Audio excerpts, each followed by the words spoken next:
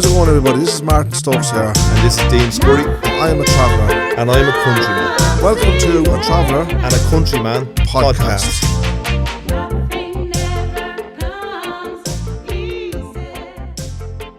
You don't know what it's like. Go on, Dean. Go on. Baby, you don't know what it's like. Go on, Dean.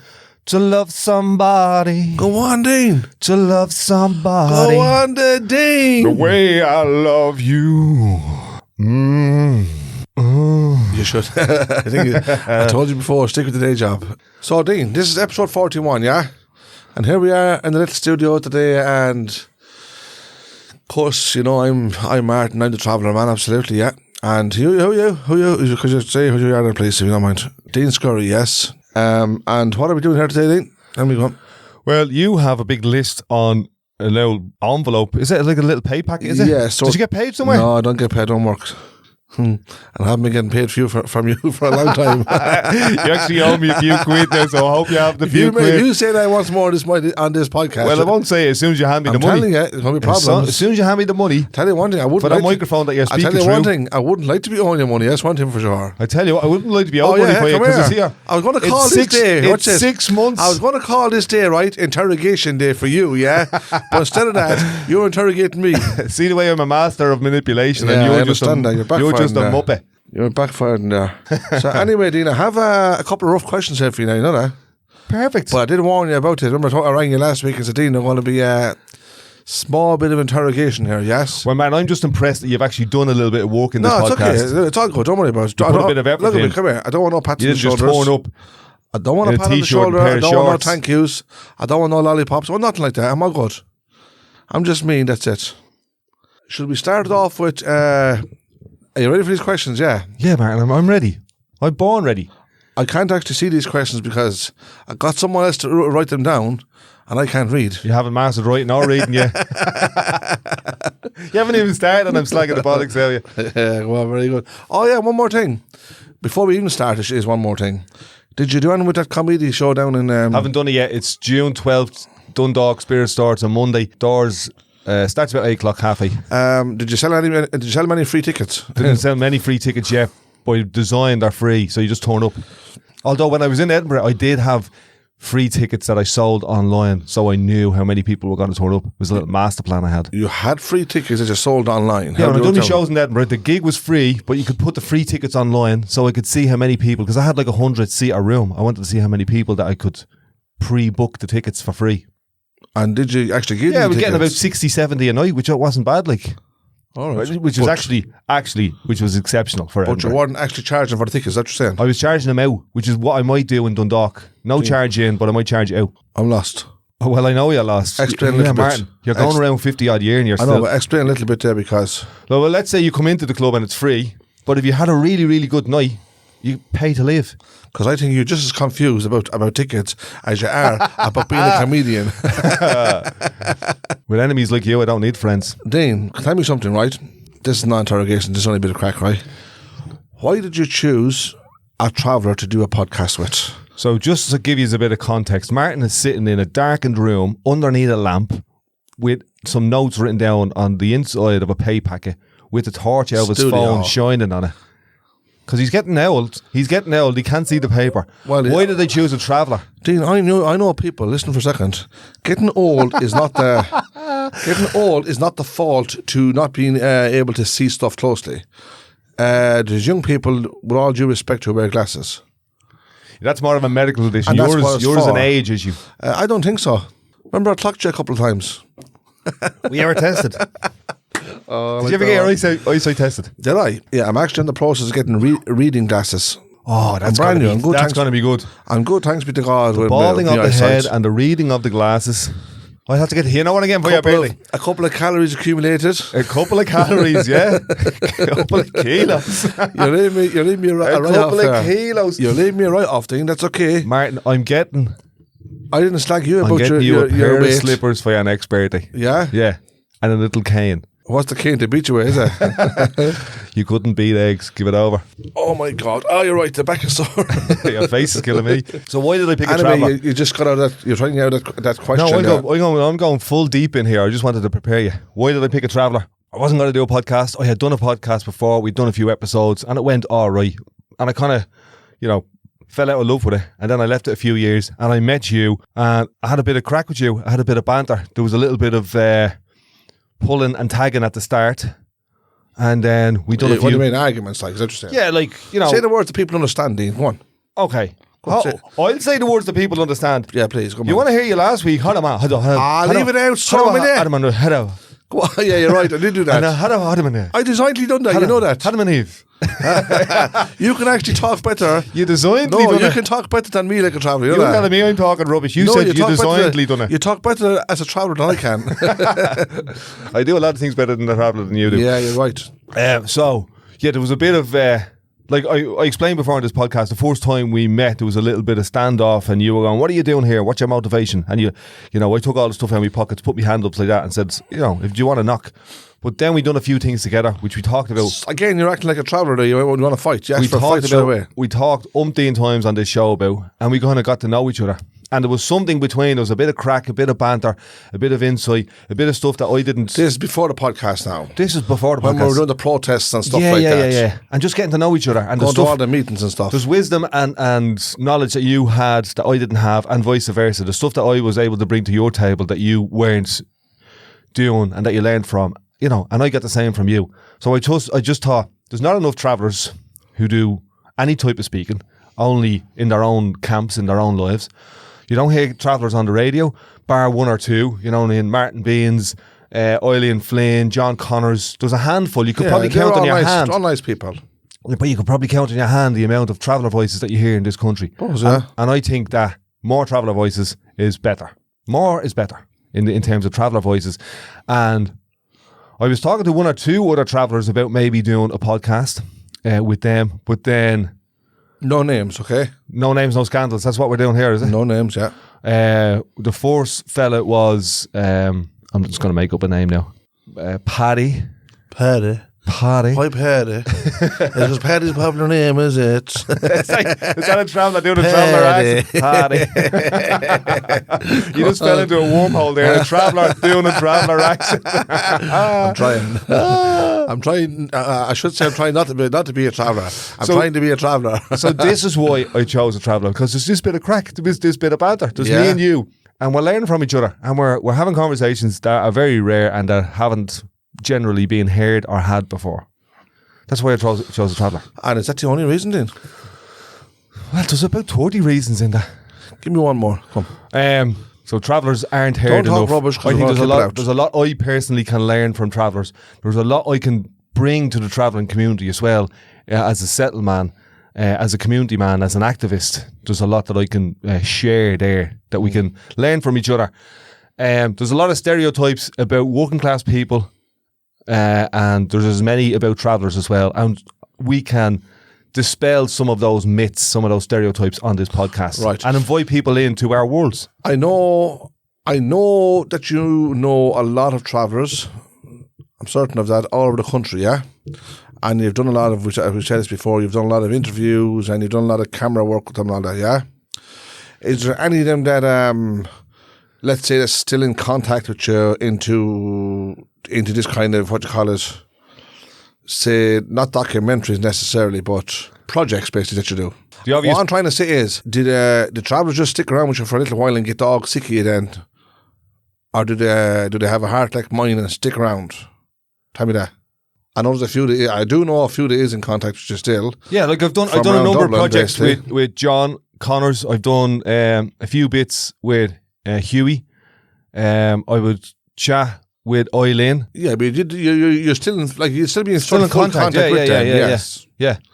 But I'm talking about like travellers that wouldn't have been necessarily up there, like into stuff, if you know what I mean. Yeah. So is there? That you might have done the odd. Yeah, but then there's loads of people that I do one or two things with, and then I never see them for a long time. Is that when you get paid to ditch them? I'm gone. get the check. Yeah, I understand P45. I'm getting to that in a minute, okay. So what's your point on this? Because you must have a point. No, the point was about, there was really no point. It was just I was curious, a little curious, about what was your main motive for wanting to do a podcast with a traveller. That was all. But you answered all that. So Yeah. And I think it's like, why did I want to set up a hip hop or a rap record label in Ballymun? Because for me, life is about trying things, doing things, failing, making mistakes, learning, meeting new people, trying stuff, getting out of your comfort zone. I think that's specifically why we're here. That's the role. That's what we are here for, to have our family, to have our relationships, and then to get involved with stuff and do stuff and try stuff. That's something that I meant to say to you as well. You obviously you love Ballymun, don't you? Yeah, 100%. You have a passion about Ballymun, basically. Yeah, well, who I am is wrapped up in what Ballymun is. So you are Ballymun. And vice versa. Right, I'm going to get to that in a few minutes, okay? I just throw that one in there, yeah? So, like I've said 101 times, it's the best community in the world, hands down. And I know I'm biased because I live here, but it is. I challenge anybody, come and spend a week here and see what you think. See at the end of it, do you not think? Just tell them leave their wallets and keys at home, wherever they live, okay? That's not the type of Ballymun we're trying to promote. Are you joking? Anyway, Dean, that was a bit of an answer there. Something else here. I love this, what you're doing now, because it's like you're interviewing me or something. I told you, remember I told you I rang you a week ago? It doesn't have to be an interrogation now, it could just be a chat. No, but it's a slight interrogation, and so you're picking at the bones, that's what you're doing. No, what I'm doing, I'm allowing this to be a slight interrogation because in case you feel like you're being interrogated. So I'm slightly opening the door for you there, okay? So you don't tell me later on, this sounds like interrogation. Yeah, again, you got it right, but it wasn't. Just take your feet off that stand. I know if you pull your feet back, it might be easier for you. Yeah, could you... Oh, Dean, that's one other question I want to ask. Why is it that you never stop complaining? That's what I want to know. Give us an example of that. That's a personal question. Can I have an example of when I was just complained about what you complain about there now. Okay, now, and you're... how to say this again? I don't have all the big words. You're a little bit self-righteous at times. Yeah, I think you might have listened back to last week's episode. No, forget about last and week's. You came across as self-righteous yourself. No, I didn't. When you're asked certain questions, nothing to do with what I'm going to ask you now, you just give a hum or a ho or yes or a nod of the head. Here, I learned that from the best. That you didn't. You done that for me. You did. Yeah, I picked that up from you, Martin. You would say if you could say the same thing in one word that you said of 100 words, you choose the one word. Right, it's basically a way of avoiding the answer, really, isn't it? Yeah, deflecting. I learned that from you. Like to be stressed out, or I'm not able for this, or I want to go home, I want to do that, I'm busy, or whatever it might be. Yeah, like the times when you don't even reply when you get a message on your phone. Yeah, nobody gets the reply, Martin. Nobody, not just you. We're going to leave that out for today. I'm not biased. It's not an anti-traveller thing. I know I had this. No. I didn't say about anti-traveller. I'd never use the anti-traveller thing. Never. This is me girlfriend gets a reply, and that's about it. People are sick and and tired. Even my boss doesn't get the reply straight away. What you just said there about the anti-traveller things, people are sick and tired of listening to that. I never use that card. That card's already out the window. Anyway, don't worry about it right now, but probably if I have to use it, I will. So what was your question? Question was, Dean, basically, you love Ballymun. Yeah, do you want me to pick up your notes there? They're at the falling underneath you. Can't see it. Can you see it from there? No? I'll get them, yeah, hold on. Yeah, you're a young lad. Go on, stay there. I'll do you a favour for once. Yeah, you're swimming in the beach all the time. Go on, come on, Dean. Thank you very much. Check it out. Again, do you love Ballymun? Yes. How much do you love Ballymun? That's what I want to know. On a scale of 1 to 100? 1 to 10 is good enough. 1 to 10. We don't need down the 100 line. Here's the thing. I think about Ballymun. Can I say one thing? For a guy that loves Ballymun, it took a long time to answer the question. Go ahead, please. I think about Ballymun as much as I think about anything. Every day. You know what I mean? I think about my own life, my own mortality, my own spirituality, and my relationships with my family and my girlfriend every day. And I think about Ballymun every day as well. Yeah, that's okay. That's part of it. You're thinking about Ballymun. Yeah. Okay. It's in my head and in my heart. That's not the question I asked you. You said how much. I'm trying to describe the way. Look at me. Listen, I'm going to do this again to you. Look at me or listen to me. No, listen. I'm going to do this again to you, right? You're an educated lad, right? And you class yourself as intelligent. I haven't seen that yet, right? We've a long way to go yet, okay? So, the question I asked you, you completely diverted, reverted, whatever you want to call it, yeah? I asked you a simple question. How much do you love Ballymun? I didn't ask you about you're thinking about it every day. Thinking sometimes is not the solution. Come on. Forget about thinking. I want to know how much you love Ballymun. Interrogation, Dean, come on. You said... I love Ballymun as much as you love Bridgie. I don't know. I love her a lot more than Ballymun, to be honest. No. But that's how much I love Ballymun. No, I don't think so. You can't comprehend that because why? I love her more than the whole entire world. Never mind Ballymun. Now, can I say one thing to you? Go on. Describe to me how much you love Ballymun. More than the whole world. Describe the nature, not the human side. Actually, it's a pain in the arse sometimes. Is it? Sometimes it's a pain in the arse, but you have to love it. It's like a bold younger brother or something like that. But you're running Ballymun down now, you know that? Yeah, that's all You're right. actually right now running Ballymun. That's all right here. Sometimes you have to slag people off to build them up. Yeah, but some people might like it, you know, don't you? I don't really give a rat's about what some people like. No, you have to like. give a rat's. No, honestly. No, I've been down this road before with you. You have to give a rat's about what people think. There's enough because rats. If you don't... There's enough rats at Ballymun. No, we won't go that way about it, right? But the thing about it is, if you don't really care what people think, then that means you don't care about people in general. That's what I'm getting out of it anyway. That's your assessment of the situation. That is my assessment, and I believe that is probably the truth. So, why would you not give a rat's what people think of you, of what you think of Ballymun?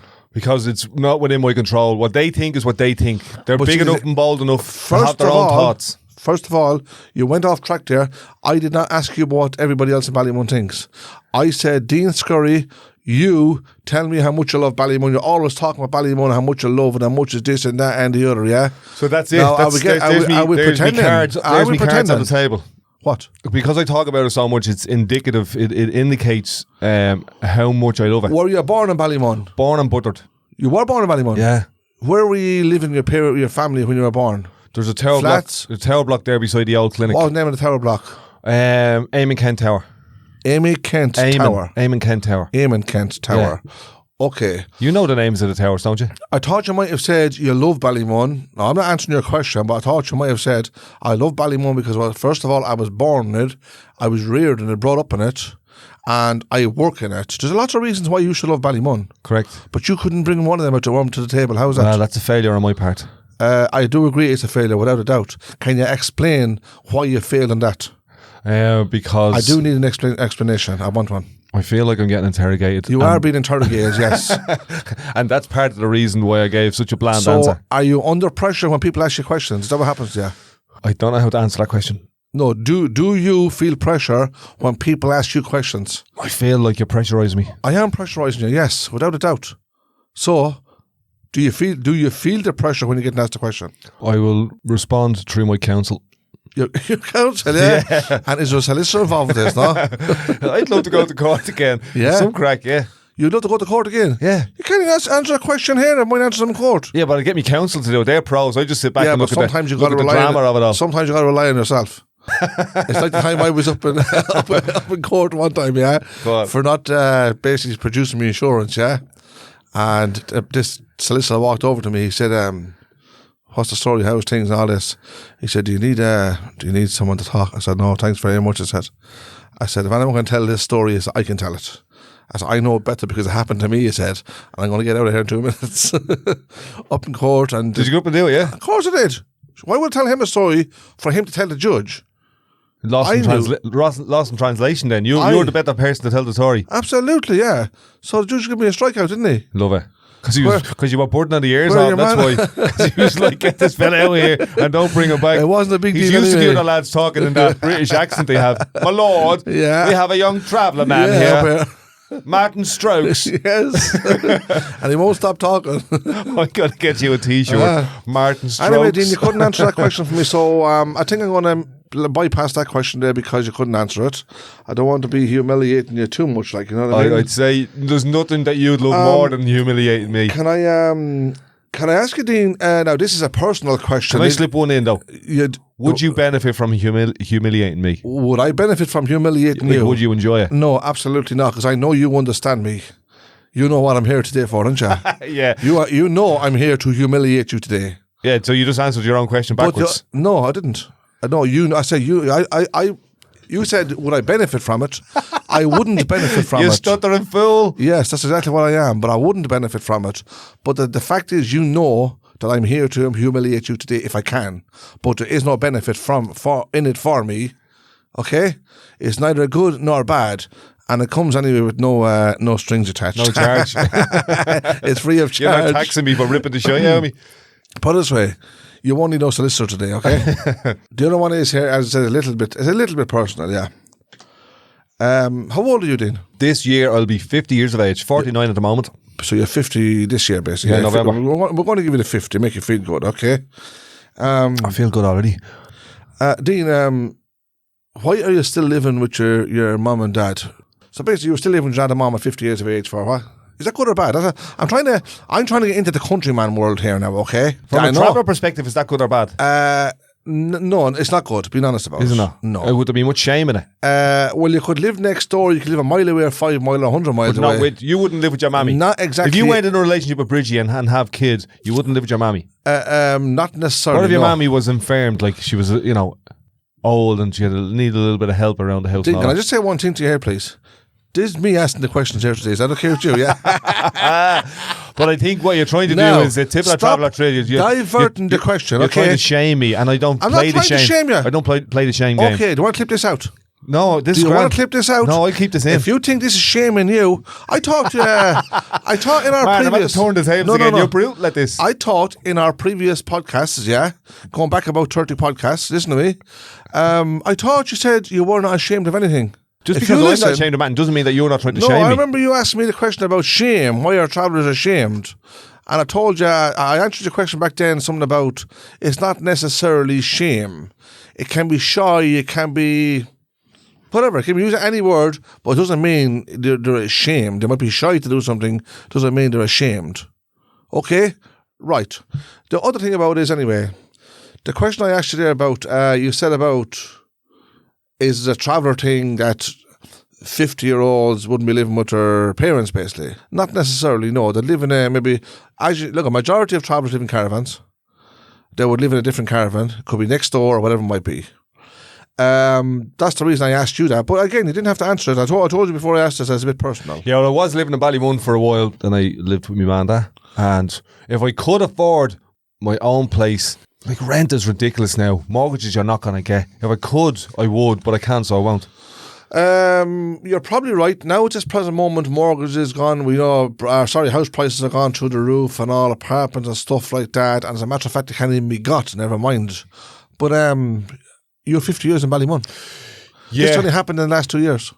This thing where the country's gone upside down, like, you know what I mean, really. No people homeless, no houses to live in, no houses for sale. It's been a little bit longer. It's 2023 now. There's always been a bit of roughness, I know that. Yeah, but 2023 now. I'd say since about 2015 it's been rough. But I was living in Ballymun in 2015 in a Dublin City Council. But you've always been lucky enough to have a good job, is that right? Would I be right in saying that, Dean? Yeah, have a good job. Have a great job. What about back then when recession was in, yeah? And house prices dropped to the floor, basically, literally. Was that an opportunity? When was this? Remember when recession hit the country and all the builders started leaving the country and left the country in disruption, like, you know what I mean? Yeah, if you had money, the banks, if you had money, it was a good opportunity to buy. I actually did. So when I was about 20, I had my first home. You mortgaged the houses, yeah? Yeah, that was good work back then because you would have been young then, like, wouldn't it? Yeah. So, and I think that house was 70 grand, and I said to myself, I'd never buy a house for more than 80 grand. And now, she wouldn't get a down payment on a house for 80 grand. Another question I want to ask you. If a person is in full-time work, yeah, and say they obviously want a place to live, can they apply for a council house? There's people living, let's say, use Ballymun as an example. There's people living and renting in Ballymun from Dublin City Council that are in full-time employment. Have good jobs, basically. Yeah. Yeah, that's interesting. That's great. I like that. So their rent would be means assessed. What I'm saying is that just because they have a good job doesn't necessarily mean that they go and buy a house, like. The way it is historically you have to have some kind of relationship with the area. They have to either your family's from here, or that you walked here, or you grew up here, you went to school here, or something like that. All right. You know what I mean? You have to have some connection, basically. Yes. Now, the amount of new houses, as you know, in Ballymun or in places like this are few and far between. So anybody new coming in wouldn't have a chance, wouldn't have a leg to stand on. Get the place. And tell me something, Dean, would you ever apply for a council house? I'm in the process of doing it at the moment. Or are you going to buy the big mansion that you're talking about all the time? Absolutely not. I'm in the process of at the moment. So I did register as homeless, and now I'm registering to try and get a council place. Maybe an apartment or something. Yeah, something, whatever. You know, whatever. Somewhere to live. So at the moment... So you can keep all your money in the bank, basically, not touch it then. Yeah, please God. That'd be the plan. I learned that from you as well. Did you? You didn't learn that one from me. You're broke. I don't have it. You are broke. I am broke. Yeah. Who knows better? Only you. Here, I would say, I'll leave it out, son. that you're doing all right. I am doing all right. You know what I mean? Yeah, I feel like the richest man alive. So what do you call doing all right? Tell me, go on. Like, now, another thing as well, this is Interrogation Dean Day, right? Not me. Oh, so we can't switch the tables ever? No, you can ask all the questions you want, but don't forget, I'm still not finished yet, okay? Go ahead. Like, I think you have a roof over your head. Go on, that's a good one, yes. You've got a bit of transport and you're able to put food on the table. Yes. And you've got a family around you who love you and respect you. What does that make me? What does it make me? I can tell you what it makes me. The luckiest man in the world. Exactly. The richest and happiest man alive. And I hope there's millions more like that. You're right. You have enough food, you have good health, you have a lovely wife, and I do have a beautiful wife. I have a lovely family, extended family basically also. And I literally love every one of them, to be honest about it. And that's what makes me the richest. I have food, as you say, we have a bit of food on the table, we had a roof over our heads, we have a motor to get around. A bit of heating in the winter. Literally, we have it all in that sense. Some people might think you have nothing, but the reality of it is you have everything. And yes, it makes me the happiest and richest man around alive. Yeah, so I think that's the game I'm playing as well. And I mean rich in love and rich in happiness and rich in everything. Everything God can provide for me, I'm rich in it. I'd be some fool now if I had a big 5-bedroom mansion and I was sitting up there on my own counting all the money. You know what I mean? Absolutely. Counting all my money. And you'd be the poorest man alive, wouldn't you? Backbiting everybody and whipping myself as well. And finding faults in everybody that's around you, basically. And giving out when the wind and rain blows past the house. Yeah, I love the wind and rain. Absolutely love the wind and rain. I love the summer, I love the snow, I love the frost. You name it. Every single day I love it. Why? Because it's another day that God has given us. Bless me face in the mornings, and I do without a doubt, without fail, I thank God for that day, whether it's wind, rain, snow, frost, I don't care. I just thank God for that day. And that's the beauty of God's creation, if we just open our eyes up and see it the right way. Honestly. Oh, yeah, when Martin came into the building here, right?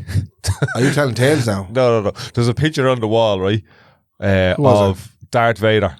As a little kid dressed up as Darth Vader. So I said to Martin... But you can't tell if it's a kid or not because it's dressed with this big thing, what kind of big costume? Well, just because it's close up doesn't mean it's big. I know what you mean, yeah. But so I said to Martin, that's Darth Vader. And he said, who? I said, Darth Vader out of Star Wars. He said, what's Star Wars? So Martin has never seen Star Wars. He doesn't know who Luke Skywalker is. I have to rephrase that for you there. Go on. Star Wars, I've heard of Star Wars. Right. I know what Star Wars is. I do not watch Star Wars. So if I said to you... Probably wouldn't if I was getting paid. Luke Skywalker. Yeah, I said, I don't know who he is. You said, Darth Vader. That's his father. I don't know who he is. You said, did you ever hear of Star Wars? I said, yes. But I don't watch them. Have you ever seen it? Seriously, no. So if I said to you, Chewbacca. You what? You actually look like Chewbacca. Who's Chewbacca?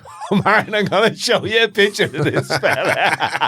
Are you serious? Martin, you'll be going, that was me. Like him. That was me when I was a teenager. Wait for a second. I look like him? Yeah. So he's one lucky guy then, is he? Yeah. What? Yeah, you could probably say that. Martin, so Star Wars is... There's a thing in Star Wars called the Force. Yeah. Is he a lead role in the film or something? Chewbacca. Chewbacca, yeah.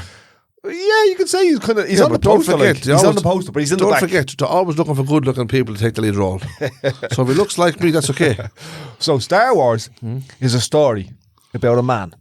Dean, hold it for 1 second. Whoa. You can Star Wars next week or the week after. No, I'm doing it now. I'm going to Loads on Tuesday. We've loads of time. We're only here half an hour. We've loads of time. I'm going to get a minute of it, right? Right. Star Wars is a story of a man. Yes. Of a boy who's grown up in this world.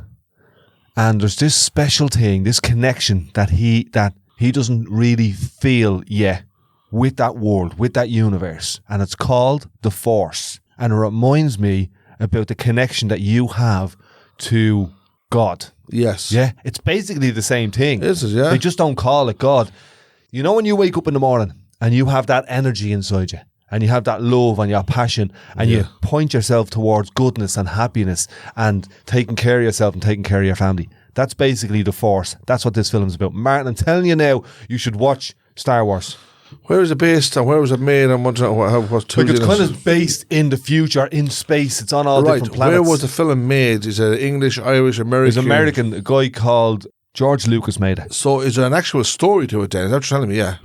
It's one of the best stories ever told. Serious? It's a story, like if you look at psychology, there's a story in that called The Hero's Journey. So it's basically this guy is a young... But it's about a young lad, is it? Yeah, he's a young, vulnerable guy. His family get killed and then he goes on a hero's journey. Oh, right. And he finds... And tell me, what's the story with the picture here out there in the podcast? Well, that's just like a kid wearing a costume. But that dude out there... Yes. ...is this guy's father. Yeah? So the father chose the dark side and the young fella chose... The bright side. The bright side. The force, the energy, the love. Very good. Very, very good. Sounds good. Would you sit down and watch it with me? Absolutely You're in not. It. Chewbacca. Yeah, well, you can send me on a picture. Here's how Chewbacca speaks. Send me on a picture of me. Here's how Chewbacca speaks. Is he a traveller?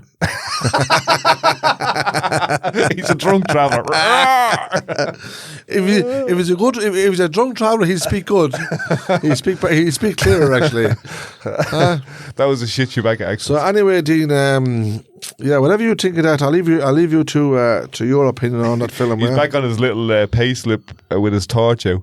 I have to take a picture of this. Hold on. I'll stick this up on the Instagram. You'll show it to me first before you put it on the Instagram. No, I won't show it to you first. Just like the song. The song last week, I didn't show that to you. If I think it's not appropriate, then it's not going on Instagram. Lads, let us know. What do you think of Martin singing? Because I was blown away by it last week. I think we should get more of it. Did you tell him I was drunk? Because I only sing when I'm drunk. And then again, I hardly ever drink, so... Come on, get on with this interrogation. Yeah, come on. Dean, is it true... Now, this is a question I'm asking you now, right? Is it true that... Now, I'm not saying this. This is something that somebody ran by me, yeah?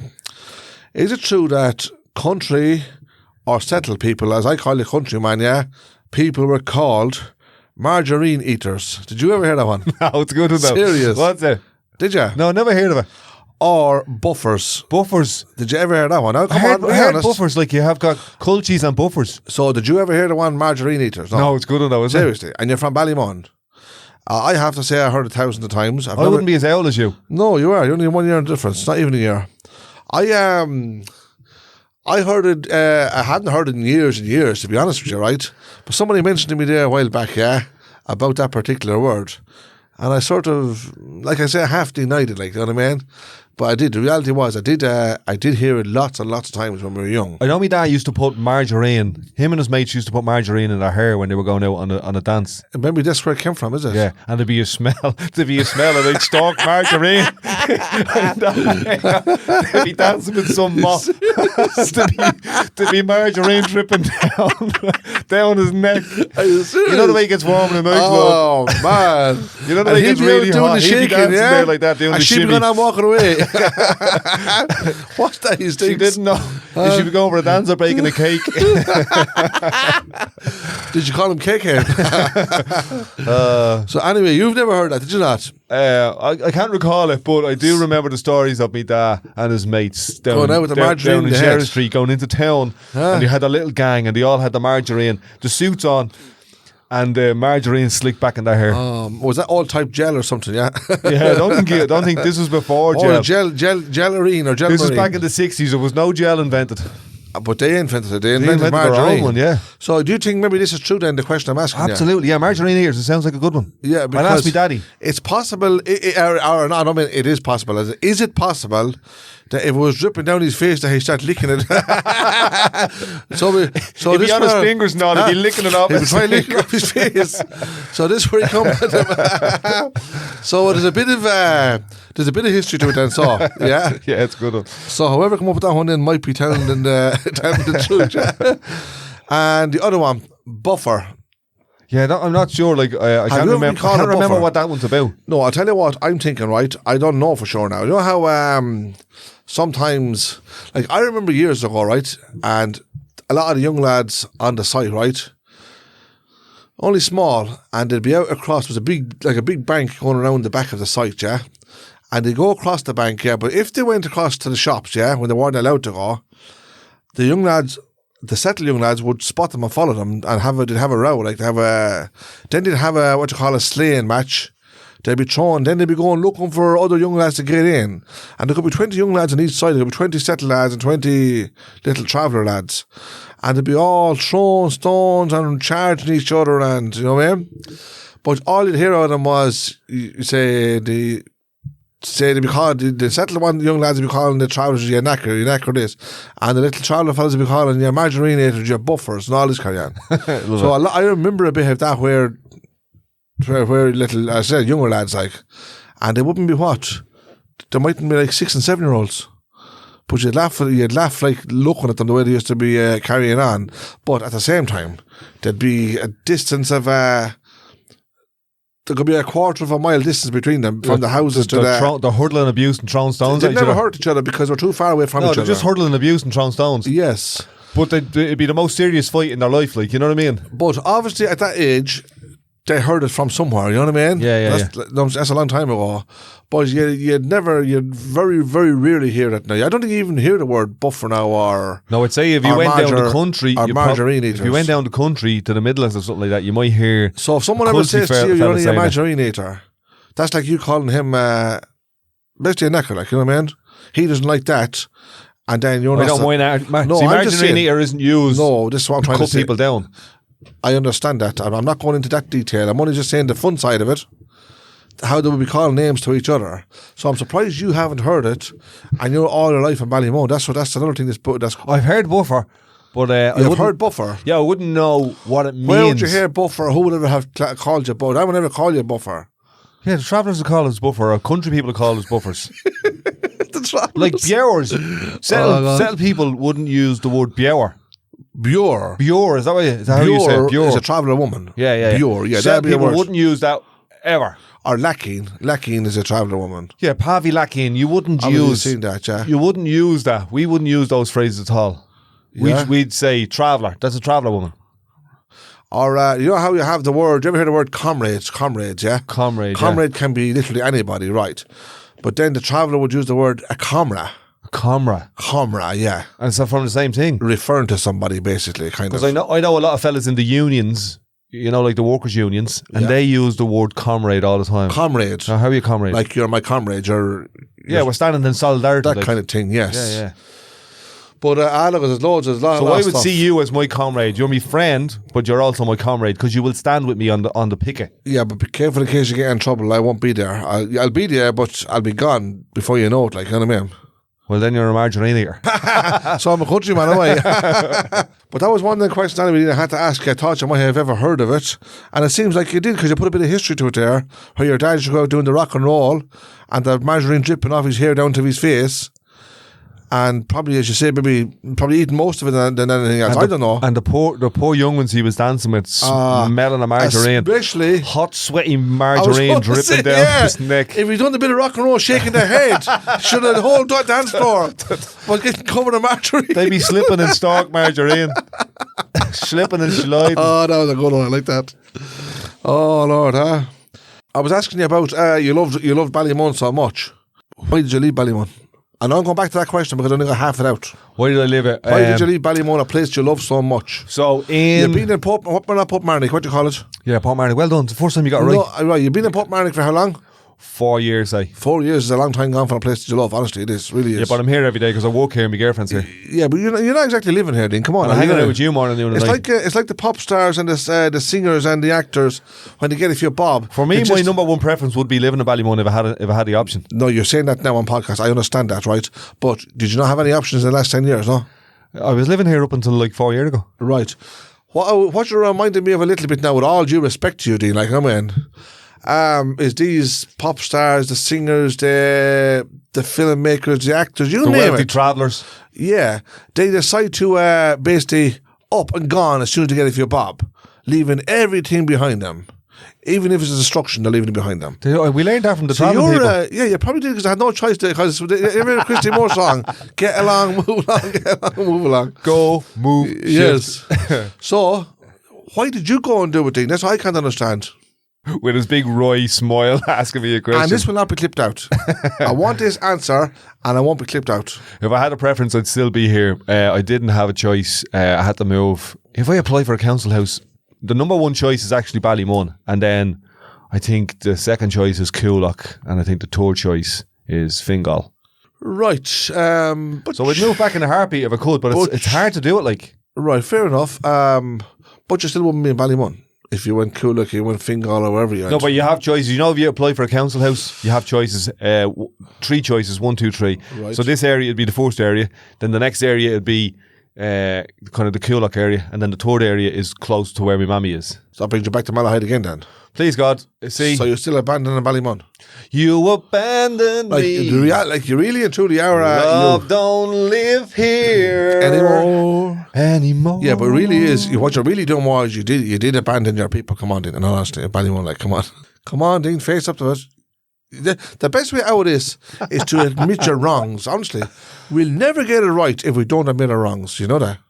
Jeez, that's very very poetic of you. You're we'll never get it wrong. It's not an educated word. It is an intelligent one, though. I understand that. Hold on. We'll never get it right if we don't admit we're wrong. Yeah, that's good. I like that. I like that bit there. Bing, boom, come here. That's the best bit of singing you've done in a 41 podcast. So, would you move out of Ballymun? Because I heard speak of you moving on. Yeah, I like Ballymun. Yeah, being honest about it, I like Ballymun. I like the site where we're living. I like, say, Ballymun itself, you might say. Like, in all honesty, I'm 43 years here. I came up here in 1979 with my parents. Time the Pope John Paul came to Ireland. So now he's saying Pope John Paul.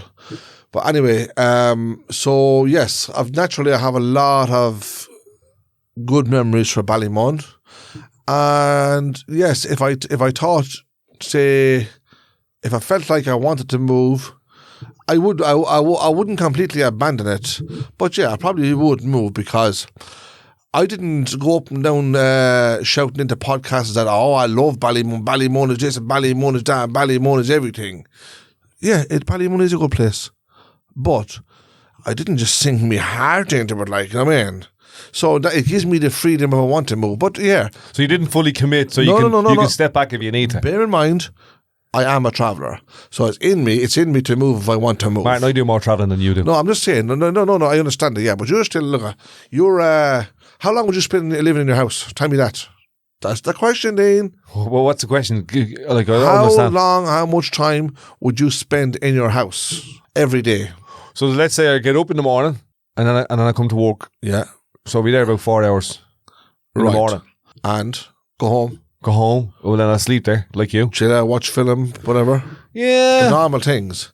But I'd rather go on a cycle for 2 or 3 hours than watch a film. Would you go up, say you're in home now, right? Would you just get up from the couch and just walk outside with a cup of tea in your hand and out chatting lads for an hour or so or whatever bit of time you have? Sounds good, yeah. Would you do that like 3 and 4 and 5 times a day, kind of? Sometimes, not every time, just saying. Is this what you do, describing your life? No, if I describe my life in that way and I was contradicted on it, you'd say, is that all you do with your life? You just drink tea and chat. You could say that because I know you're going to say that. Okay, that is not the case. I'm saying there's a certain amount of freedom living in a caravan. That's what I am saying. So I'm always sort of still on the move even though I have a caravan. That kind of thing. Yes, I would. I'd get a cup of tea and I'd walk outside and see who's out and about and we'd have a chat, a bit of banter, a bit of crack, whatever it might be. Then maybe check the time, have to go somewhere and do that. But then when I come home, if I have things to do, I'll do them at home. And if I don't, I'm up and outside again. So I like that kind of, that sense of freedom where I can just walk out my door and just be still at home, if you know what I mean. Be still at home, but be out and about. Yeah, well, where I am now, actually. Where I am now is kind of like that because I'm up in the hills. So you've got forests and hills. You've got the sea. You've got roads to cycle. You've got people to chat with, farmers.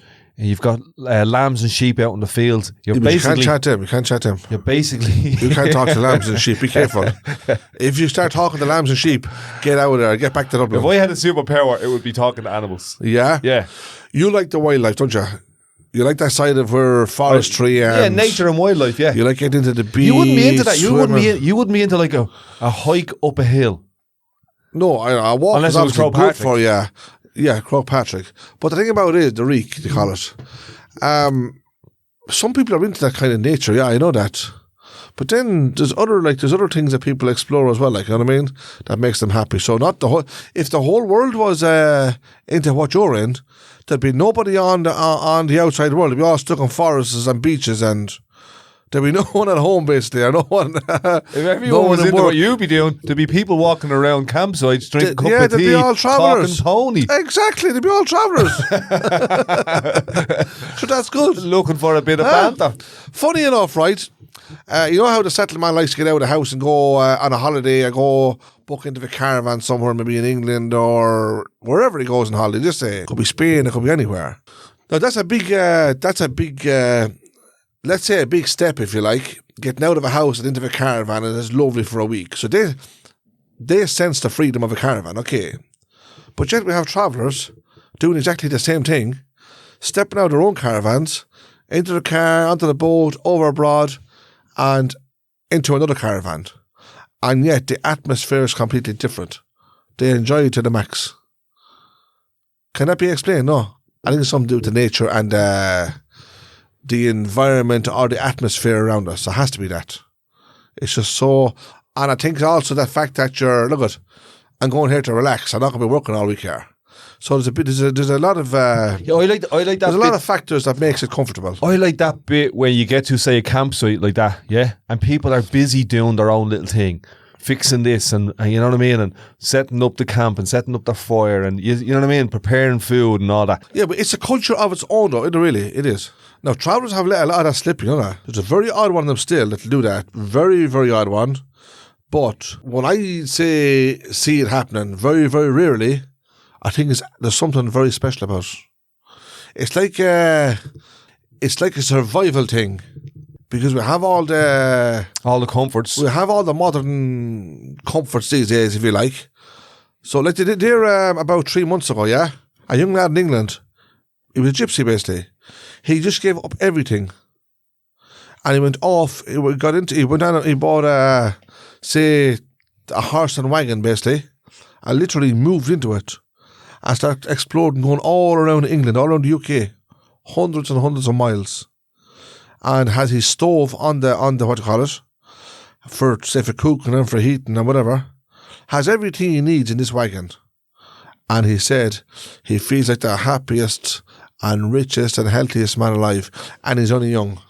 I'd say if he's anything at all, he's about 26 or 27 years of age. So that reminds me of Luke Skywalker from Star Wars, right? Who went off on his own journey to find that thing that you're talking about, to find that peace and that happiness. But he did.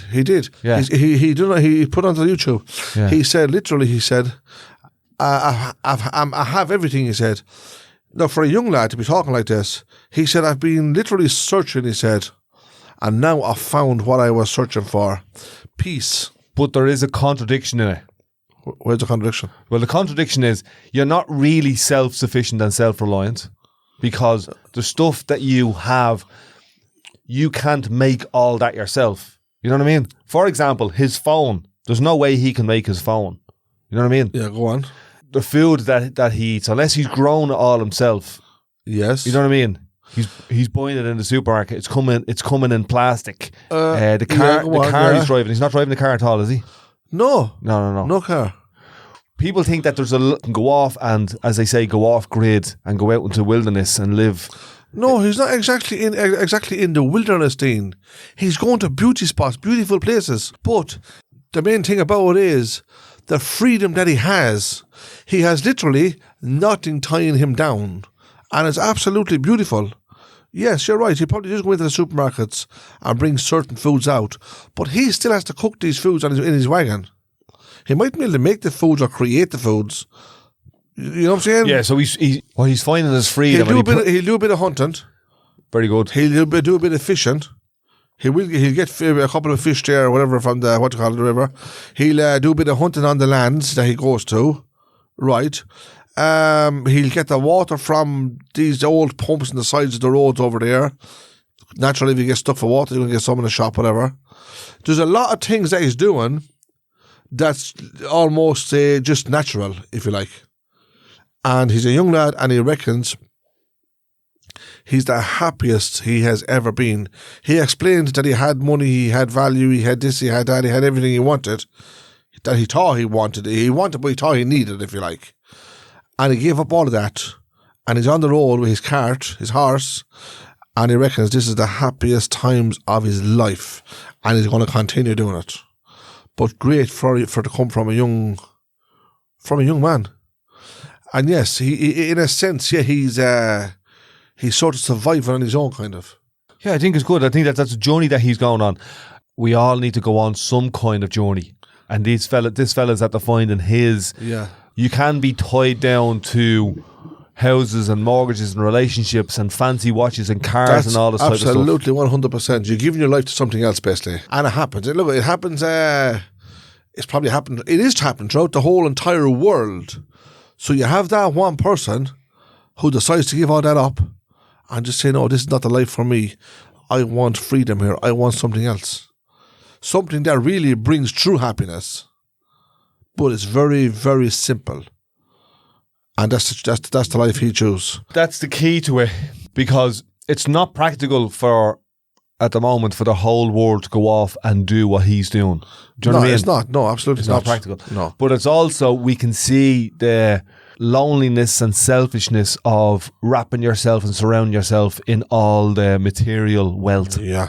You know what I mean? Yeah, but it's something that people can get drawn into without even realising it. Yeah, you can get lost in it, and you can... Yeah, because they think, even starting off in life, they think they need this, when the reality is that we don't. We simply don't. A mate of mine went to Morocco. They reckon the simple things in life are the most special things. So we went into this room, about the size of this room, probably even smaller. And now look at all the stuff in this room. You've got a sofa, you've got lamp, you've got speakers, you've got, you know what I mean, carpet on the floor. This fella literally had a mat in the corner. Yeah. And a toilet in the other corner. Right. And his clothes folded in the other corner. Was he in prison? No. He was free. Yes. That's the point. He was free. He chose to do that. That's what he had. It wasn't that was the life he was living. That's the life all of these guys were living in this part of Morocco that my mate went to. Serious? Yeah. And did he do it as well? Yeah. So my mate went into this room and he looked at it and he went... He's seen all this, basically. Yeah, well, he's seen nothing. Yeah, but do you know what I mean? He's seen all, but there was nothing to see. Yeah, really. Yeah. And he went, this fella has a sust. In other words, this guy is happy here. This guy is happy here. Your man had a big smile on him. He invited him in. He prepared a bit of food for him. He sat down and spent time with him. He talked to him. You know what I mean? The nature was beautiful. He basically had a mat in the corner and a toilet and his clothes and somewhere to prepare to food. him, he had everything. That was everything. He was. That was his world, complete. Basically, yeah. He didn't even understand the concept of TV, radio. You know what I mean? What he didn't understand was the concept of distractions. Of distractions. Yeah. Oh, that's a good one, Martin. That's a good one. I think so. The distractions. Yeah. The distractions from what? Distractions from life. From silence, from the peace, from the quiet, from the force. I'm going to use the Luke Skywalker one. That energy. Yeah. That energy is out there. We think that energy is from things that you plug in. Yes, exactly. In all honesty, there is way too many distractions in this world now. There's too many things to plug in. Everybody destroyed. Literally. And it has everyone thinking that they're powerful, yeah? That they're superheroes. Yeah, that's right. That they can conquer the world. But I tell you what, if the power turned off in a heartbeat, where would they be going? I was often thinking a few times we got power cuts on the side, right? Oh, I loved it when we got blackouts in Ballymun. Oh yeah, I absolutely love it. And I used to do this joke. People might think you're weird, like you're in darkness here. What's going on? But you hear it. You know what you hear. You hear the silence. You hear the sound of silence, and everything goes like this. Yes, absolutely beautiful. And there's a weird energy, and I think that energy is nature. Yeah, I remember that happened up the site there, and the electricity, the power went off, and everybody was complaining. I said, I hope it stays off, I said. So that's the sound that I have where I live now. I said, feel the peace, I said. There's nothing around us distracting us. No TVs, no phones, oh man. It was priceless. There's just the powerful darkness. Yeah. Not a darkness like a horrible or a fear or something like that. No music, no television, no noise, no nothing whatsoever. Maybe the most you have is the embers of a fire or a candle flickering in the window. Yeah. And you had a better chance of getting a cup of tea then. A good strong cup of tea. They weren't busy with their phones or the TVs or the radios. You could hang your coat on a cup of tea. Give us a cup of tea there, you've nothing else to do. When we were kids, when there was a blackout, I used to do this joke. When there was a blackout, I'd shout, "It's a blackout! Rob everything!" All the alarms would go off. Is that why you used to like it? You'd be over in the factories, Rob. All the doors to the shops Dean, would you're open. bringing out the dark side in you, yeah. The CCTV that turned was off. the dark side, the parakeet. Oh my God, I'm not finished with you, Dean, now, okay? Yeah, you thought you were out of it there, didn't you? Luke, I am your father. I think I have another one here for you. May the forks be with you. I think this is going to be a tough one now, Dean, honestly. How long are we on here at the moment? Come on, tell me. Just over an hour, yeah? Is it? Yeah. Tell you what, you can cut this one out if you want, try. No, go on. Go for it. I shouldn't have put this one on. I'm just really impressed that you put time into making the list. Right, that's and good. it's kind of like a Can TV you explain interview. to me, yeah? It was a little bit, yeah. Can you explain to me, are people angry with you and Ballymun for trying to help asylum seekers? That's a tough question, I know that. I don't think the majority of people are, but there are a very, very small number of mouthy, insecure. No, don't run people down. No. Let's look for the reason why they might be angry. But I'm just painting a picture. Yeah. Mouthy, angry, insecure people that have been onto me. Yeah. Now, no names. I want no names. No. But in recent times, like in town there the other day, there was a group of people from an area in town who were kind of goaded into burning down a site where there was some refugees and asylum seekers sleeping rough. That's a very sick thought to have. Yeah, well, but they were goaded into it by people who are using the Irish flag for their own benefit, their own financial benefit. Right. Like some of these lads. Right, come here. Can I say one thing? Just let me say, some of these lads who are goading, young, vulnerable, working class people are involved in criminality. So yes, there are people in this community who think that the work I do, they're angry at that, and I will allow them their anger morning, noon, and night. Just don't get in my way. You like threatening there. Forget about the threats, right? But just what I was let me trying do to what I'm say doing. to You can do what you're doing. If you want me to expose what you're doing, I'll tell the whole world. You're saying that to the people, is that what you're saying? I'm saying that to the people. If you want to call me out on the stuff that I'm doing, trust me, I'll call you out on the stuff that you're doing. If the people want to call you out on what you're doing, is that what you're saying? I'll call them out on what they're doing. Then. How about looking for the good in this? That's what I'm trying to say. I wasn't looking for you to have a big battle with these people that might be angry because you're trying to help asylum seekers. Come on board and get involved with me. Help me out. Would you talk to the people, like, or would you put their hands up to fight? No, I invited people out. I during when there was like marches in Ballymun and across the city in January, February, and March. I invited people to come and meet me. I told people I was going to be in a specific place if they want to come down and have a chat. In a non-threatening way, in a let's have a talk about it, because I think that dialogue is really the only way through it. Did you ever set up anything where the people of Ballymun could literally use you as a voice or a leader in some sense to voice their opinions towards councils and governments and maybe see what they need in life around Ballymun? Did I ever do that? No, I'm asking you. Would you? I have done as well. No, I'm not putting this in that sense. I'm saying, would you ever do it in the future? So can I say this, right? If people say we're angry with you for the wrong reasons, right? Now you can take this out if you want, okay? And say they approached you and said, Dean, can you help us? Obviously you're helping other people, but we have no problem with that. But can you also help us to get on board here and maybe make life better for themselves around Ballymun also? Would you be willing to help them to do that? You would? Yeah, not only am I willing to do it, but that's what I do. Yeah. You do? Yeah. And do you think people are not coming to you or not getting involved with you enough? Is that what it is? That's kind of, people have their own shit going on in their own lives. You know what I mean? Yeah. They have their own struggles. They have their own relationships. They have their own poverty, their own insecurity, their own addictions, their own life, basically. No, I understand that, yeah. But so the work, I'm very, very privileged in my life that I can take time out of my own life to do other things to help other people. Very, very good. So if someone comes to you and asks you, Dean, is there any chance we can get a group together and have a meeting and maybe try and get the council or the governments to listen to us, because, like, for some reason our Ballymun is in a bad state, or our house is in a bad state, or this needs to be fixed, or that needs to be done, or such a thing. Would you be willing to team up with these people and do that?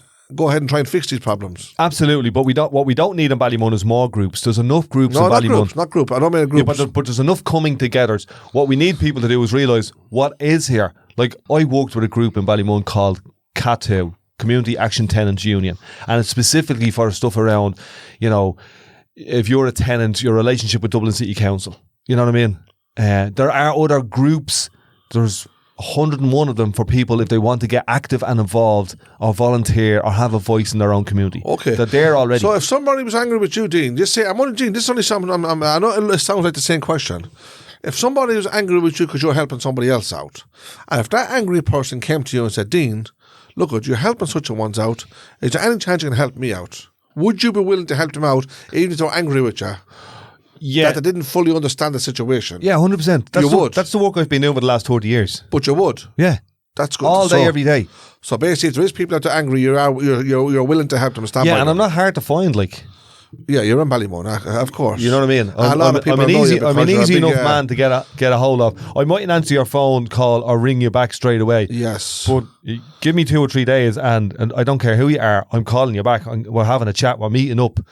And a lot of people know you because you run a lot of projects, obviously, around Ballymun. Yeah, it's kind of like my life's work. And most of what I do is in my own time. It's volunteer. Yes. You know what I mean? And it's been like that for 30 years. You're just as willing to help the people of Ballymun as you would be to help asylum seekers, basically, in a sense. You'd be willing to help them on both sides. Yeah, as long as people don't have hate in their heart towards anybody else, or they want to harm other people, I'll work with anybody. And they want to make things better. But if you want to harm other people, or you've got hate in your heart, or you want to put other people down who don't have much, I'm not really interested in that. You're not interested in that part of it. No. Not at all. That's not community. For me, that's like selfishness. Yes. I'm not interested in selfishness.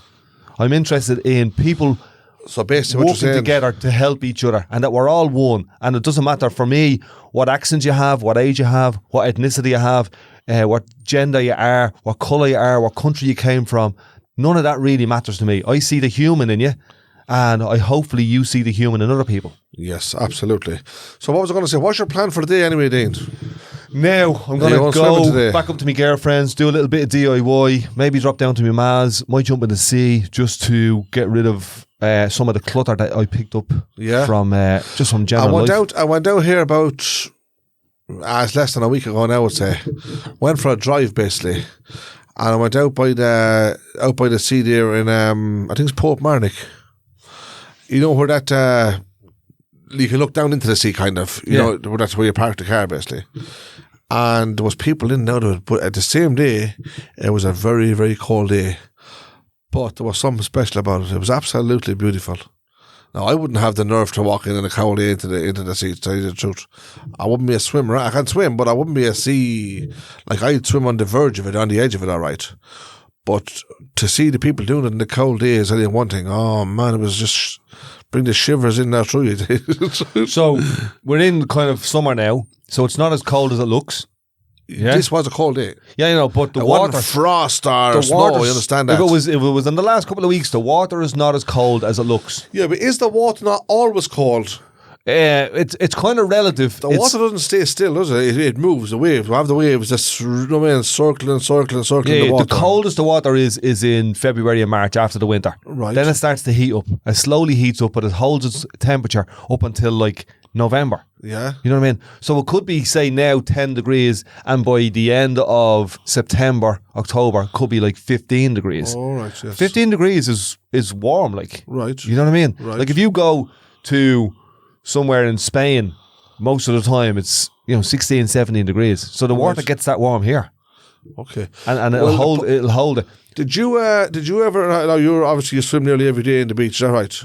Yeah, wherever I can. Right, but almost every day, right? Yeah. Did you ever notice that at first when you walk into you're walking towards the water, yeah, you have that bit of cold, yeah.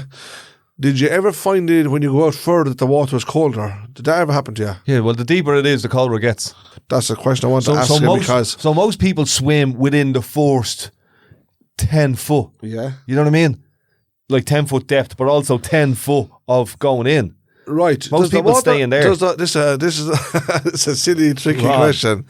Does the water get higher in the sea or does the ground get lower? Which is it? Which one is it? Come on, tell me. I like that one. Come on, tell me which one is it. You're a man of the sea. So here's how you do it, right? If the ground stayed level, yeah, all the way out, go on, the water wouldn't rise. Is that right? Yeah. So the ground... I tell you, UB40's getting some royalties from this. I'll bring you back in 2 minutes. Everything okay? This is Martin being careful, professional. Look. I'm on the phone here, Joey. I'm on the So imagine if the water... Apologies to you, Dean. If the water stayed level, the ground stayed level all the way, the water wouldn't... Like, you'd walk into it and the water would be the same height if it was level. Like out in Sandymount. I don't know if you ever went to Sandymount. If you look straight out on the beach and the sea, sure, it's all level from the top. The water's level, because water will level itself out to whatever vessel it's in. Absolutely, yeah. You know what I mean? But the ground goes down. So it is the ground then. Yeah, it's like a shelf. It goes down like that. Yeah, because I've often walked out, say, in the summertime now, if I was out in the beach, and all of a sudden you find that drop in the sand, the undi, yeah? Then that was it. I step back. Martin, please, this summer, even just come out once, even if you only walk out to your hips. Dean, would you do it? No, I've been you at don't the have beach. To. Most people don't swim. Most people just go in. No, I do go to the beach in the summertime with the family, all right. But sometimes I go out like maybe I could go sometimes 3 days in a row, basically. And maybe for a week, stop for a week, then go out again. In the water? Depending been in the water, swimming and all, yeah. It would please me. It would please me. How am I going to say this? It would open my heart. It would blow my heart open to see me swimming. To be in the water with you. So how much is it worth to you then? That's priceless. That's priceless. You couldn't pay for that. Yeah, but we'll put a tag on it. You couldn't. You couldn't pay for that. Right. I'll tell you what I like about that particular beach. Watch this. There's certain times if the tide is in or out, I'm not sure, but you have these it's like a puddle of water, yeah? I'm sure you've seen them, and that heats up. It's absolutely beautiful, yes. Now this puddle, it'd be bigger than 2 or 3 swimming pools put together, like. Massive. You go swim with it and it'd be still probably 6 or 7 feet high. Some parts of them. And the sun is baking down and that bit heats up. The whole thing is lovely and warm. You just don't like being out of your comfort zone. Who does? I love it. Being out of your comfort zone. Yeah. So being out of your comfort zone is where I find my peace. Are you saying you're a sucker for punishment? No, what I'm saying is just like that guy in Morocco. Yeah. Strip all the fancy stuff away. Strip all the heat away. Yeah. Yeah. And just get down to nature. Get down to the bare bones of it. That's where the real peace is. What car do you drive? I got a car off you. It's a lovely, comfortable car, isn't it? Yeah, but I need it now because I'm going up and down the motorway. Yeah, but you're saying you don't want no comforts. Can I get the car if you please, if you don't mind? Yeah, you can give me half the price I paid for it. What about your bank card? How do you manage that? Just put it into the wall, take your money out. Is that not a comfort or a luxury, you know? Can I have that bank card, please, if you don't mind? Here, I'm not like that traveller in England who's I'm just saying I'm going to become a monk. No, you're right. Move up into the hills. We're not going to be dissing him. That's his choice. You're saying to me you want a plain and simple life. And you don't want all these luxuries and comforts. And I'm saying to you, whatever luxuries and comforts you have, could you pass them on to me because I'm suffering enough? I'm a traveller, you know what I mean? You're forgetting that. So have we a deal here, no? Yeah, we have a deal. We have a deal. If you get into the sea with you're going to give me your car, your bank card, your watch. If you get into the sea with me... That Rolex that you're wearing, they're going to have that. I'll give you the keys of my car. Will you? That's not a Rolex, it's a Rolex. Don't push a look at me. I've been paying me Rolex listening to you. I'll be walking home from the beach. I'll give you the keys of my car if you jump in the sea with me. You'll lose your car. So I want to see if I have any more questions for you, Dean, that you didn't answer. You divert all of them questions, you know that? I'm off to Lord's now on Tuesday. I'm going to come home, then I'm going to Medjugorje then, say a couple of months after that, for 10 days. So Lourdes is in France. Medjugorje is in Croatia. Yeah. Absolutely beautiful. I'm looking forward to it for the last 4 months anyway. Be a nice, peaceful week away, please God. I'm going to show you a picture of Chewbacca, right? This is the character from Star Wars. Is that Shrek? No, this is like a hairy Shrek. Because if it is that your picture? His look. Can you see him? Yeah, he's not bad, is he? He's not bad looking, no. He'd have an awful lot more hair on top than you would. And he's famous. Yeah. And of course, he's probably rich as well, is he? And he's got a great singing voice. And yeah, maybe a mention of a house and all that stuff. And does he sing and all? Yeah. Look, he's doing okay. Honestly, he's doing okay. He's not too bad. So for anyone that doesn't know him, image of you. Tell you what, for anyone that doesn't know him, do you want to describe him? Yeah. It's exactly the same as Martin. If he let himself go and Is he a wolf? He looks like a wolf and grew hair from his cheeks. Is he a wolf or a lion or was he a tiger or was he? Oh, that's him. Yeah, that's him there. So he's half human then. Yeah, kind of. He's like a wild human. Does he swim? I don't know if. Did you watch the film and see he swim? I don't know if he can swim because all the sand will be be all a bit in of you in him then. That's the case. All the sand will be in his coat. But anyway, Dean, that's the crack there, kid, and that's probably all there. Have you any other questions for me, Dean? No, one or two. Just one or two. Come on. Hit me with it. Go on. Here's the question. Yes. What was it like actually coming up with material for this week's show? Materials? Yeah, like the stuff you wrote down there because that's the first time you've done that. To be honest with you, yeah, I didn't do it in a week. I done it this morning.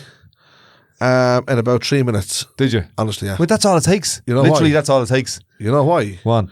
Because I know Dean Scurry. Yeah. I knew the questions to ask him. I knew the ones that were going to trigger him. It was like putting You're getting there. You're still kind of interviewing me like, oh, you don't know me. But next week, I think you can go full and you can relax a bit more. More questions? Yeah, you can. Do you want me to do that again? Yeah. You can be like me. You can settle a little bit. You know what I mean? So today is literally sort of partly interrogation day. Yeah. Yeah. I think you're. That's going to be the headlines now. You know that. You're finding your mojo. You're finding your. That's going to be the headline of our podcast. You know. You're finding your ability to really have a good conversation on a podcast. Dean, I like a good conversation. Every time I get into a good conversation, it's like a crash barrier. You come in from the side and clip it off completely. And here am I doing? I want to beat you up at that moment because why? I'm on a roll with a good old chat. I love a good old chat. Bit of banter. It doesn't matter if we call it an hour or not, right? But let it roll anyway and see what's the end result. And then crash it if you want. You do it you do it at least from a count from 1 to 100, you do it about 80% of it.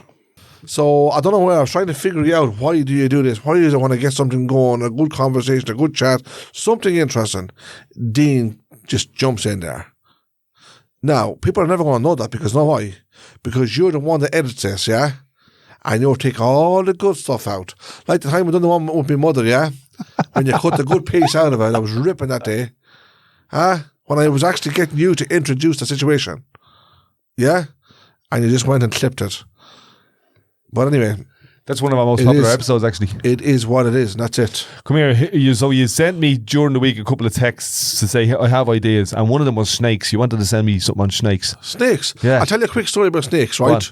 This is the reason why. Did you ever go onto your, your phone, Google, yeah? And you press now, watch this. I'm going to show you how it is here now, right? Watch this. I'm going to press, watch this, look. I'm pressing Google there. I'm not writing that up. Watch this, look. Yeah. And up comes literally most of the headlines. All about boxing, all about this, sports, you name it, all about everything.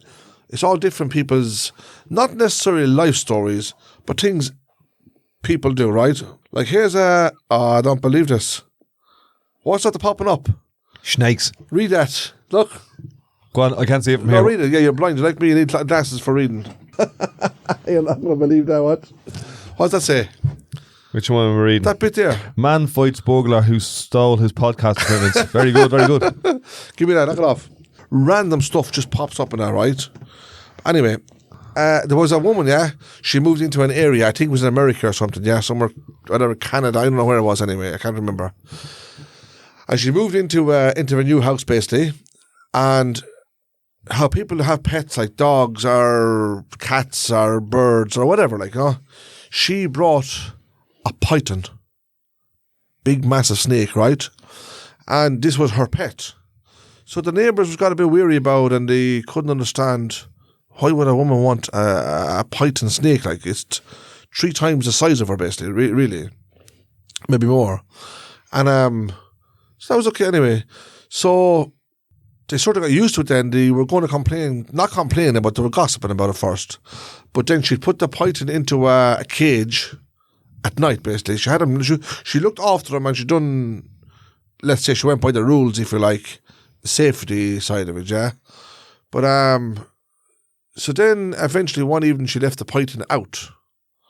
So he basically crawls on the bed, basically, and just started lying beside her, yeah? Well, watch this. The way you done that, it was like the snake had a shoulder. You done little movements like that. It was like the snake was I know it's a snake and it sounds silly. It was like the snake was protecting her basically. Right. But she also thought the same thing. She felt the same thing. She had a relationship with the snake. Not a relationship, no, but it was her pet. Like, yeah. Your pet. Well, maybe. Yeah, I understand what you're saying, but anyway, maybe a pet does get into bed with you. So, didn't it come to a stage where the snake wasn't eaten anymore, and got all say quiet, basically, if you like. He wasn't singing ballads anymore. Exactly. On Raglan Road. So she decided for some reason she contacted the vet, and she brought the snake. Now I'm now thinking of a python, massive snake, right? And she brought the snake to the vet, and the vet like checked the snake out and all that. What she noticed she thought was that the snake was putting on weight, but only putting on weight on one part of the snake, which was probably his stomach. Yeah, it looked like he was putting on weight. So the vet told her. He said, "Look," he said, "I think it's time for you to get rid of this animal, basically, right?" As he called it. And she said, she explained how she has him so long and she likes him and it's her pet and all this. And she was feeding him on the right foods and all this. She's done everything by the book, as a fellow would say. So he said, "It looks like you're going to have no choice," he said to... Now, the snake was literally, she was sleeping. The snake was on the bed, basically, right? So, that was okay anyway. He said, the snake, he said, literally, is a predator. And when they stop eating, they're preparing themselves for a big meal. So their stomach basically opens out basically, gets wider to allow space for a big meal. So reality was, the reason the snake didn't eat that was half the reason there, was because he was about to the vet told her he's about to eat you in your sleep.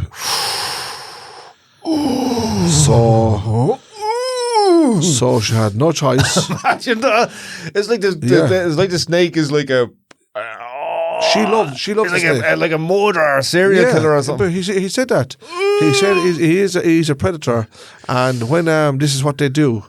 When they stop eating and get all quiet, and you got all worried about them and all, and you're minding them, and you're sleeping in the bed beside them and all. This is what she done. And the snake in the back of his mind is thinking, "I have this trap perfect." Yes. So lucky enough, she brought the snake to the vet. The vet checked the snake out. The vet knew about snakes and told her, yes, he's getting ready. He's preparing himself for a bigger meal than usual. He's gonna invite you to dinner in a couple of weeks. Literally, this snake can, however he described it, they can swallow something I think was twice their weight.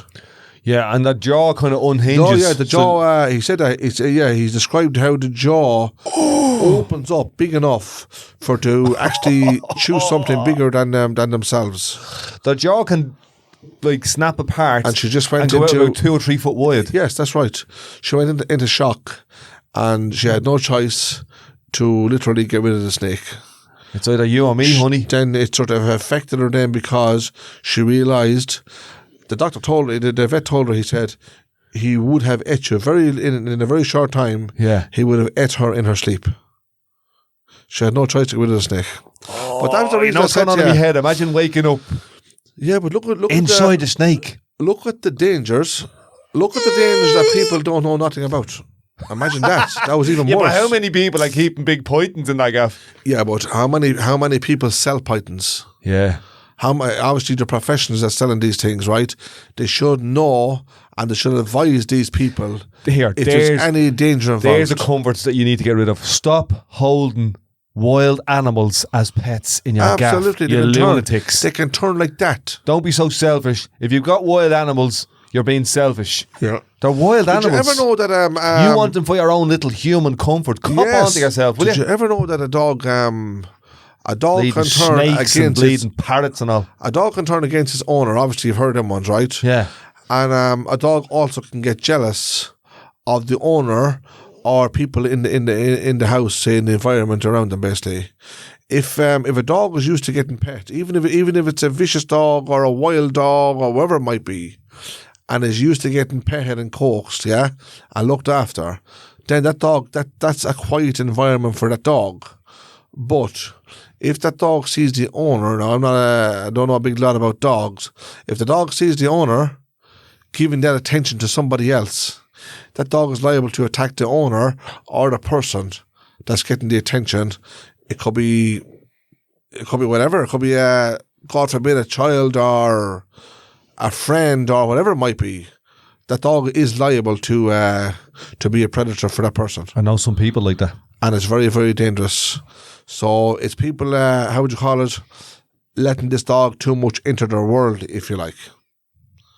At the end of the day, humanity is more important than animals. Yeah, I think if you're going to keep a dog, you have to be able at a certain point to train the dog. You know what I mean? Yeah. And don't be bleeding, having them eating out your lap or, you know what I mean, up on the counter or in the bed. Dean. Go on. I like what you've done there. I was talking to a lad just earlier on the week. No, I'll ask you the question first, and I'll tell you the reason why I'm asking it. If you owned a pub, yeah, and say, I know this is probably a story maybe people have heard a million times.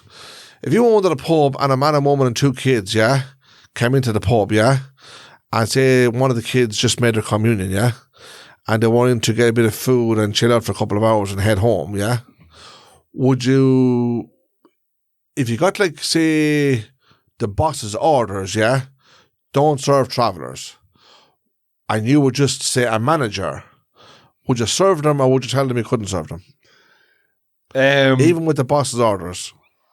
This is a tricky one because depending on who I am in the job, if I'm somebody who is in a precarious employment situation and I know my boss has power and they can let me go just like that, I'll probably follow the boss's orders. But if I'm a stronger character in a job and I'll go, hold on a minute, that's illegal what you're doing there.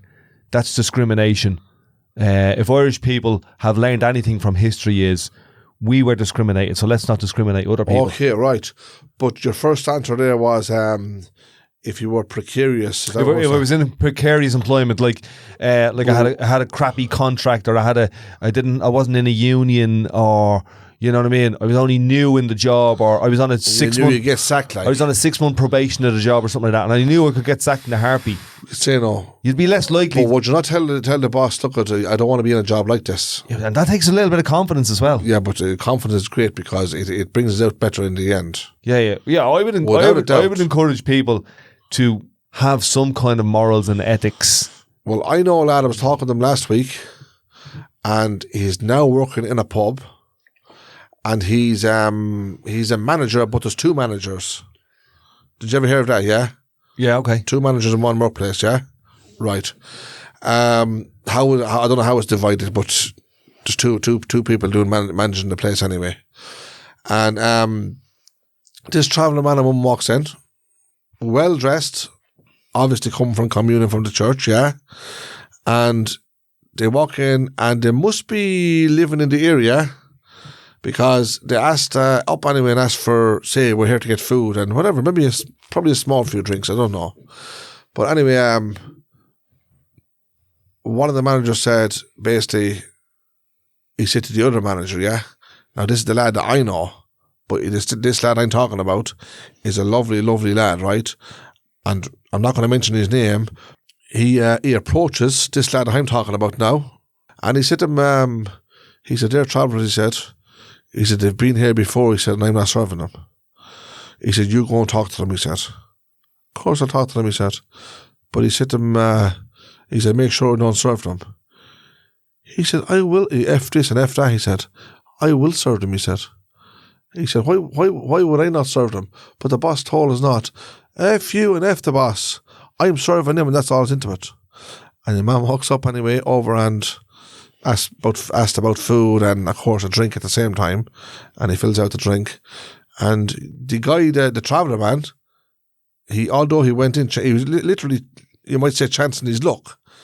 He said, is everything okay? He said, yeah. He said, just let young lad, the barman now, we call him a barman now if you want. He said, because I've been here before, he said, a few times, he said, and I was told to go, he said, I couldn't get served. Well, he said, today is your lucky day, he said, you're getting served today. You're going to be treated like a human. Sit down there, he said, and have food, whatever you want. And the two managers sort of start giving out to each other.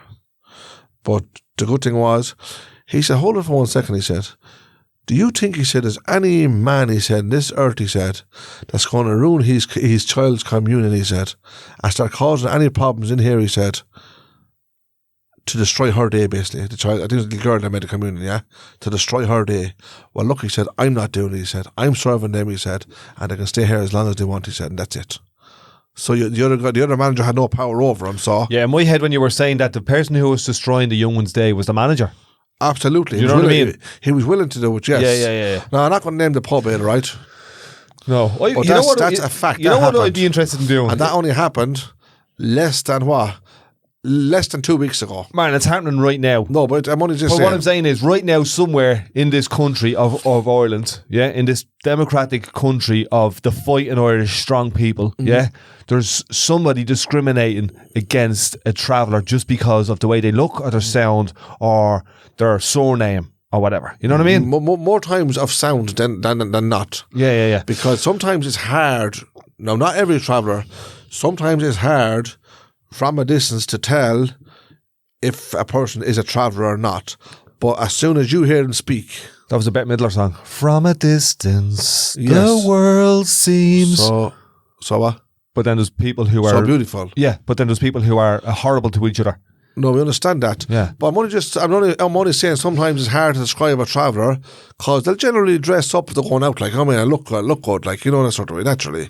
But as soon as you hear them speak, then you have, let's say you have ammunition on your side, if you like, to tell him, no, sorry, we can't serve you. Yeah, you've got an excuse to be weak. Silly, yeah. Anyway, I'm not going into all that big detail. So that was just a little thing that I explained to you about that there. And that's why I asked you, if you were a manager in a pub and you had orders from the barman, the boss, to not serve travellers and the boss is not there, would you say yes or no to them? I would say they're getting served. But I am. You would take other circumstances into consideration. I see everyone as human.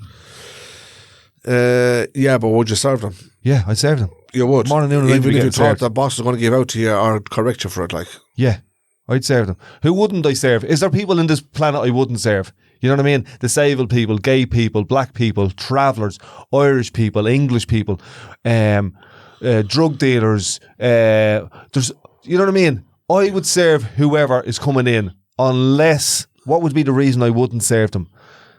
Unless they were hating on other people. Unless they were horrible to other people. Yeah. You know what I mean? That would be the only reason. That'd be the troublemaking side of people. Yeah. Unless it was people who were coming in who explicitly at that moment were causing trouble for other people. Because who am I to judge? What I was going to say though, I would love to do some undercover camera work. Would you? Where we went to maybe 20 restaurants or pubs in Dublin for a couple of months and filmed different groups of people going in. Disabled people, black people, gay people, travellers. Was I telling you about the time? And see what the reaction was or how different people were treated differently. Could we make a documentary out of it, like? Absolutely, yeah. So if anyone out there is interested in helping me and Martin make that documentary, hit us up. Come and have a chat with us. And we'll film it this year. Are you saying give us money, like? Is that what you're saying? No, they'll help us film it. See, don't always be the traveller looking for the money. No, this is what I'm saying to you, Dean. When we get the money, we can forget about the documentary. No, I'm only joking, yeah. Oh, that's one more question I want to ask you, Dean. Here we go. The Talking about money. I'm I'm out of here now in a few minutes, right? We're nearly finished. This is one thing I wanted to ask you, yeah? Do you know when you're doing all different types of projects, right? I actually meant to write it down there, yeah? And you can sort of apply for certain types of funds, yeah? Do whatever the project is, do you put all the funds into that? Do I put all the funds Come on, Dean, you're taking a long time. I'm trying to understand what the question is. You're taking too long to... Take a breath there. I'm trying to understand what the question is. Question very simple. If you apply for funds... Let's say I'm applying to, say, Dublin City Council for 10 grand. For a project. Yeah. And they give you that 10 grand, yeah? Yeah. Supposing maybe you only need about 8 of that grand, yeah? Are you saying, do I put that other 2 grand in my pocket? I want to know, yeah, because this is people... Dean, these are questions I get asked about you all the time. Every project would be different, and some projects I get paid for. Most of the stuff I do voluntary. Some of the stuff, if I put my own effort and time into it, like the one I done for Sky, for example, the Dublin Narcos one. Was that project, yeah? That was like for Sky TV, and I was paid for that. You got paid for that? Yeah. Yeah, that's nothing. That's separate. That's different. That's your own, what would you call it? That was like your own personal wage for doing work. Yeah. Right, that's understandable, yeah. But if you make an application for funds, like here a few months ago, you made an application for a stage, yeah? And the stage cost 10 grand. That time Christy Moore was on the stage doing the big talks, yeah? Oh, yeah. For right. the Oil for All, the anti-racist stuff. Obviously, all that money went into that. Is that right? All that money, yeah. Now, they were all costs. Most people actually gave their time for free for that. Very good. I think everyone gave their time for free, but there's some costs. But like not the stage. The stage and all that. Yeah, That's right. We had to pay for the stage. So tell me something. What kind of trouble would you get in, right, if somebody funded money to you for a project, yeah, and you didn't spend it or you didn't spend half of the what? Obviously, you get in trouble, wouldn't you? Well, you'd have to show where the money. You'd have to show where the money goes. It goes into a bank for starters. Yeah, a bank account. It goes through the not cab. It goes through the other thing. What do you call it? The tax accountants, basically. Yeah, you have to have a tax certificate. Yeah, so it goes through all of that. Yeah, you have to have a what do you call it? Tax cert. Yeah. Tax cert, yeah, to prove where the money went to. Well, you have to have a tax cert to say that you're tax compliant and that you don't owe, you're like in arrears in your tax. So basically, right, what I'm saying here is, right, if you just decided, look, I'm going to take a piece of this here, you would be in trouble, wouldn't you? Yeah, well, that's illegal. Exactly. Now, this is what I want. This is what I'm fishing for, right? But we live in a country where a lot of illegal stuff happens. We know that. But I'm asking you. I'm talking about you, Dean Scurry, the project manager. Yes, right. Now, so basically, you have to account for every penny in there. Isn't that right? Yeah, it is. Yeah, right. So there's no chance that you can dip your hand in there and top the pocket up there a little bit. No. Because you have to prove every cent where it goes to. Yeah, you have to have invoices and receipts for everything. Other side. Yeah, like Apollo House when all the money was given in. Yeah, that had to be all proved where it went back to. Isn't that right? Yeah, 100%. Covered in everything that needed to be covered. Yeah, yeah. Now that's me asking you the question, but I'm not curious about it, right? Because I trust you 50%. No man, that's not bad out of 100, is it? I trust you 50% half the time. But anyway, Dean, I had to ask you that question because. I don't know, sometimes people are curious about... I'm not curious, I'm just saying, but you're into a lot of stuff, so you're into a lot of projects and you look for funds and this and that. And generally... fair play to you for all that. I try and do stuff where money isn't the thing. Like, you'd be amazed what you can get done in this country without money, just on goodwill and, get more satisfaction and elbow grease, you know what I mean? You get more satisfaction of actually doing something that sort of keeps people happy more than the money thing itself. Yeah, but we shouldn't be shy of paying people to do a good job either. No, I know that. That's right. Absolutely. You know what I mean? Because people have to put food on the table. People have to run a business. Yeah. So we can't always be asking people to do the charity work or do stuff for free. No, you're right about that. Because that's not how the world is. Yeah, that's true. But anyway, look, that's neither here nor there now, is it? So this is episode 41, yes. I have to say, Dean, that I enjoyed that interrogation, yeah? Well, it was interrogation, with a little bit of, but a good bit of banter came out of it also, yeah? So I hope people enjoyed it as much as I did, because not every day I get a chance just to slag you, or I'll put the pressure on you, yeah? I enjoyed it. Episode 41, a Traveller and a Countryman podcast. Make sure you go on to patreon.com / a Traveller and a Countryman and put a few quid in the hat. Know what? No jingles, No jingles, only folding money. And just, help us keep on air, keep us on the road, and we'll see you next week.